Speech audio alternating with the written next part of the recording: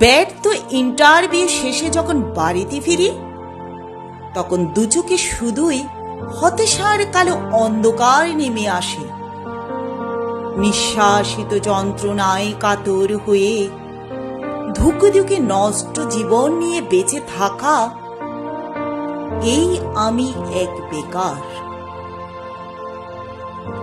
রঙিন পৃথিবীতে টাকায় যখন সবকিছুর নিয়ন্ত্রক, তখন বেকার আছি বলে সবার হাসির পাত্র হওয়াটা অস্বাভাবিক কিছু নয়। ছোট থেকে বড় সবার কাছে দিন শেষে কথা শুনতে হয়, আমি যে বেকার। সারা জীবনে পাশে থাকার প্রতিশ্রুতি দেওয়া সেই প্রিয়তমা এক সময় মুখ ফিরিয়ে যোজন যোজন দূরে চলে যায়, কারণ আমি যে বেকার।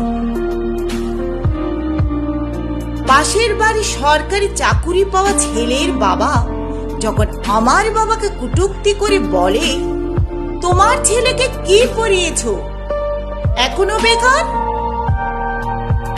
তখন বাবা লজ্জায় মুখ লুকিয়ে একটা দীর্ঘ শ্বাস নিয়ে আমার মুখপানে তাকায়।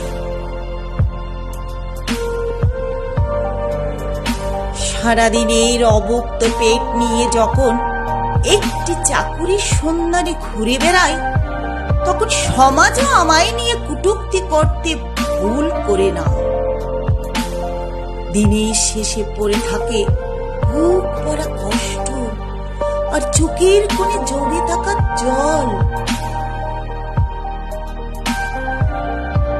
ক্লান্ত দুপুরে রাস্তার কুকুরের মতো হাঁটতে হাঁটতে যখন তৃষ্ণায় বুক ছিঁড়ে যায়, তখন বুক পকেটে হাত দিয়ে একটা দীর্ঘ শ্বাসে সেই তৃষ্ণা মেটাতে হয়, কারণ আমি যে বেকার।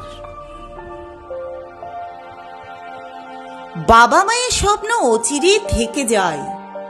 দৈন্যতার প্রবাদ ফেরিতে প্রতিটা সকাল জানান দিয়ে যায় কতটা অসহায় আর কত বড় অপদার্থ আমি এই বেকার।